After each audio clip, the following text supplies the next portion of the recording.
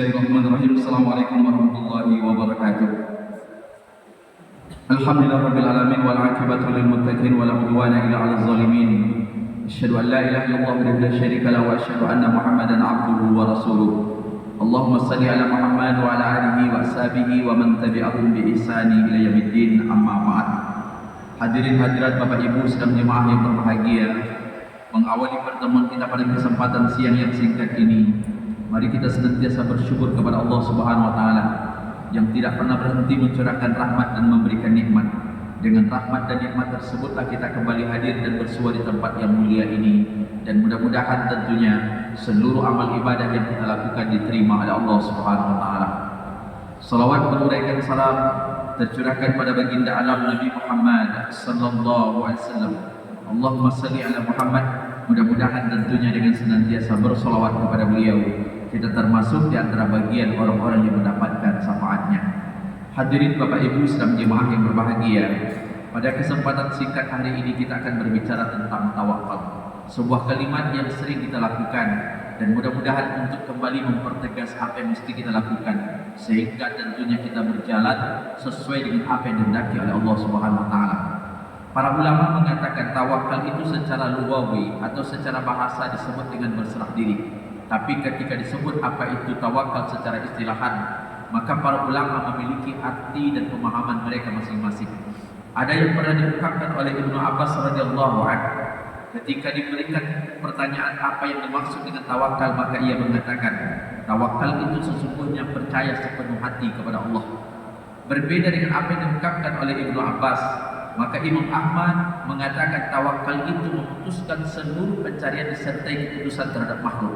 Artinya, kalau dipahami apa yang disampaikan Imam Ahmad, sesungguhnya orang yang bertawakal itu tidak pernah menyandarkan urusannya kepada makhluk, karena dia yakin apapun yang menjadi keputusan Allah itulah yang terbaik. Maka sedang jemaah yang berbahagia, Hasan Al-Bisri seorang tabi'in di kelasnya dan pada masanya mengatakan, tawakal itu yakni engkau ridho terhadap apapun yang Allah berikan kepadamu. Maka sedang jemaah yang berbahagia, karena begitu pentingnya tawakal, maka Ibnu Qayyim Al-Jauziyah dalam kalimatnya mengatakan at-tawakkalu nisfuddin.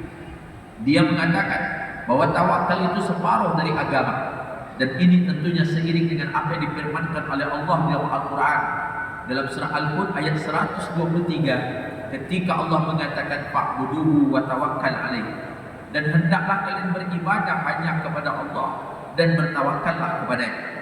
Maka sidang jemaah yang berbahagia, di dalam hari-hari kita demikian juga. Kalau kita sholat, maka di dalam sholat itu ada namanya rukun sholat. Satu di antara bacaan yang tidak boleh ditinggalkan adalah membaca Al-Fatihah. Tapi di antara 7 ayat, ada ayat yang kelima yang menunjukkan ketinggian tawakal dan ibadah kita kepada Allah. Maka dalam ayat itu dikatakan iyyaka na'budu wa iyyaka nasta'in. Hanya kepada Engkau lah ya Allah kami menyembah, dan hanya kepada Engkau lah kami meminta tolong. Kalimat yang terakhir itu adalah tawakal, kemudian kalimat pertama itu adalah ibadah. Maka tadi apa yang dikatakan oleh Ibnu Qayyim itu sebuah pernyataan yang luar biasa. Ia katakan tawakal itu adalah separuh dari agama. Bahkan sedang jemaah yang berbahagia, saking tingginya posisi orang yang bertawakal sampai Rasulullah mengatakan nanti di akhirat ada 70.000 manusia yang mereka masuk surga tanpa dihisab dan tanpa azab. Salah satunya wa 'alallahi falyatawakkal, dan kepada Allah mereka bertawakal. Dan hadis itu diucapkan Nabi panazartu fa idza sawwatul alim. Satu ketika kata Nabi, saya melihat jumlah orang yang begitu banyak.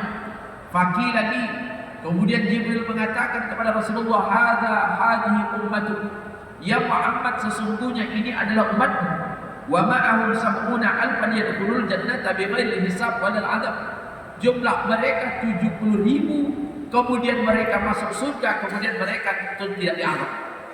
Begitu selesai berucap, maka sidang jemaah yang berbahagia, Nabi pun meninggalkan sahabat dan dia masuk ke dalam rumahnya.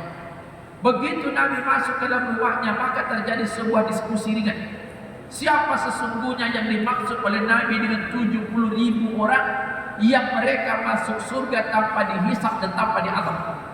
Sebagian sahabat itu mengatakan Mereka itu adalah sahabat-sahabatnya Nabi. Tapi sebagian lain mengatakan tidak. Humul ladzi wulida fil Islam wa lam yusrifuna bil syai'. Yang 70.000 itu kata sahabat, mereka adalah orang-orang yang lahir dalam keadaan Islam, kemudian mati dalam keadaan Islam, dan mereka tidak pernah mempersekutukan Allah. Perdebatan itu belum selesai. Siapa yang dianggap benar? Apakah orang yang dimaksud sahabat itu 70.000 itu adalah sahabat Nabi? Atau bisa jadi orang yang 70.000 itu orang yang lahir dalam keadaan Islam, kemudian dia mati dalam keadaan Islam, tidak pernah mempersekutukan. Nabi ketika itu mengatakan, humul ladzi la yastarfuna. Pertama kata Nabi, orang yang 70.000 itu pertama orang yang tidak minta diruqyah. Ruqyah itu bahasa terjemahannya kalau di bawah Indonesia itu adalah jampi-jampi. Tetapi para ulama mengatakan, bukankah ada ayat-ayat yang menyuruh kita diruqyah? Bukankah juga ada cerita tentang sahabat yang melakukan safar di tengah jalan habis bekalnya, kemudian dia mendatangi sebuah kabilah, kemudian minta agar kabilah itu memberikan dia makan, tapi mereka menolak. Tapi salah satu di antara pemimpin kabilah mereka tersengat oleh hewan. Kemudian setelah mereka mencari obat, gak pernah ketemu obat. Akhirnya mereka datang ke para sahabat. Sahabat ketika itu mengatakan, kami ada ruqyah, tetapi kalian tadi tidak mau memberikan kami kambing ataupun makanan. Sekarang dia katakan kami mau mengobatinya, tapi nanti kalau seandainya sembuh dengan izin Allah, maka berikan upah. Terjadi dialog antara orang yang berobat dengan yang diobat. Deal. Yang satu meruqyah, yang satu akan memberikan kambing. Dibaca oleh sahabat itu Al-Fatihah. Itulah hebatnya Al-Fatihah. Kemudian dihembus di tempat yang sakit. Dengan izin Allah, pucuk pimpinan kabilah itu merasa kehilangan sakit dan dia pulang dan berjalan. Dan orang-orang tersebut memberikan kambing. Tapi begitu dapat kambing itu, sebagian sahabat terjadi dialog. Jangan kita makan dulu, karena kita belum tentu apa hukum menerima upah dari mengambil ruqyah. Dibawalah kepada Nabi dan mereka bercerita, ya Rasulullah begini dan begitu. Kemudian kami meminta upah kalau kami diberikan kambing, dan mereka pun akhirnya mewujudkan apa yang mereka janjikan. Dan sekarang kami bertanya, apa hukum mendapatkan upah dari meruqyah? Maka Nabi mengatakan boleh, tapi kasih saya sedikit. Akhirnya nak pula jadi. Akhirnya mereka mengatakan boleh. Dari situ artinya ruqyah itu boleh. Tapi mengapa Nabi mengatakan kok 70.000 golongan orang yang masuk surga tanpa diazab dan tanpa dihisab? Ada ruqyah, satu ulama katakan ruqyah yang dimaksud di situ yang terlarang itu adalah ruqyah syirkiyah. Orang-orang yang berobat dengan metode-metode syirik, menggantungkan dirinya pada benda tamimah. Atau yang kedua, kita juga disuruh kalau kita mampu untuk meruqyah diri kita sendiri, mengapa tidak? Bukankah sidang jemaah yang berbahagia, sebelum tidur kita membaca ayat-ayat, ada Al-Ikhlas, Al-Falaq, An-Nas, berzikir yang diawali dengan berwudu. Setelah itu Nabi suruh ditiupkan ke tangan kita, kemudian diusapkan kepada seluruh tubuh juga. Dan itu adalah ruqyah mandiri. Dan orang ruqyah mandiri itu tawakalnya akan lebih tinggi. Yang kedua, siapa yang dimaksud dengan 70.000 golongan tadi? Orang yang tidak tatayyur. Tatayyur itu menggantungkan nasibnya kepada benda-benda.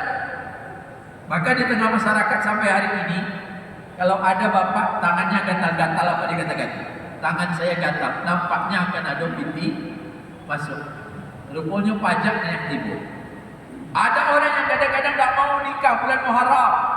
Kalau buat pesta ini bulan sial, apapun yang dibuat untungnya takkan ada. Maka mereka berusaha membuat agenda-agenda bernama tidak di bulan Muharram atau bulan Surah dengan alasan bahwa itu akan jatuh ke dalam malapetaka. Atau ada juga di antara mereka, jangan banyak melakukan safar di bulan Safar, karena bulan Safar itu bulan di mana banyak kecelakaan. Bukankah kita sudah memiliki media yang luar biasa? Data BPS itu dikeluarkan.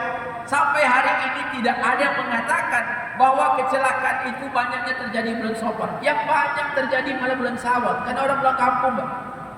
Berapa banyak setiap tahun kecelakaan, angka kecelakaan kematian akibat lalu lintas itu bukan pada bulan Safar, tapi selalu setelah selesai Idul Fitri. Mengapa demikian? Karena memang banyaknya orang. Tapi betapa banyaknya orang menggantungkan nasibnya. Sampai ada di antara kita yang kadang-kadang dulu tak mau memelihara burung. Bunyi saja burung gagak dia akan pikirkan, ini burung gagak lewat, akan ada orang mati. Sekarang pun tak ada burung gagak, orang mati juga banyak Pak, asal ada ambulan bunyi. Maka yang kedua itu tatayur. Yang ketiga itu orang berobat dengan kay. Dulu sebelum Nabi melarangnya, kay itu ada. Kay itu kalau kita obat sakit, kemudian diambil besi, kemudian dipanaskan, setelah itu api yang panas, besi yang panas itu ditaruh di tempat yang sakit. Tentunya penderitaannya ini luar biasa, dan orang-orang dulu menganggap itu adalah solusi terakhir ketika pengobatan tidak ada lagi. Tapi datang Islam, maka Islam melarangnya. Nah, yang terakhir dikatakan mereka yang bertawakal. Maka kelompok inilah sesungguhnya yang yakin. Dia tidak pernah meninggalkan ikhtiar. Dia senantiasa berusaha, tapi pada akhirnya dia tidak mempercayai seluruh sistem ekonomi, tetapi dia kembali menyandingkan dirinya kepada Allah. Maka mungkin sering kita mendengarkan orang membaca surat Yasin.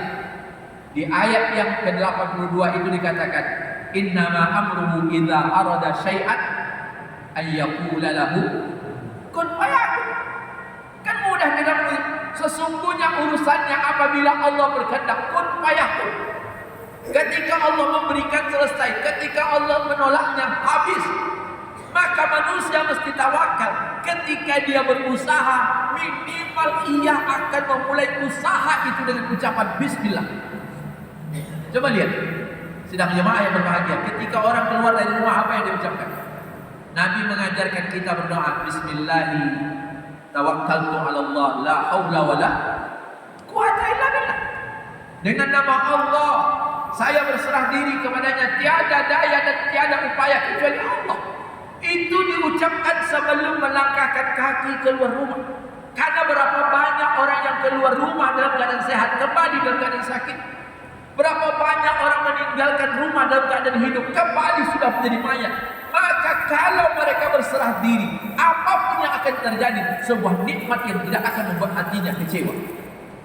Maka kalau kita lihat ketika Nabi bertidur, maka Nabi akan berdoa, Subhanakallahumma Rabbi bika wada'tu jambi.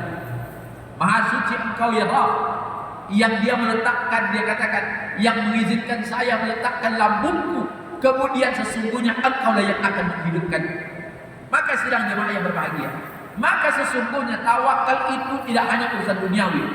Bukan masalah bapak berjualan saja, bukan masalah bagaimana ikhtiar kita, tapi juga akan dibawa dalam agama. Coba berapa banyak orang-orang yang kadang-kadang kecewa. Yang kecewa tahun ini orang-orang yang naik haji furoda, karena pemerintah Arab Saudi tidak mengeluarkan visa sama sekali. Uang sudah dikeluarkan, manasik sudah dilakukan, baju sudah diukur.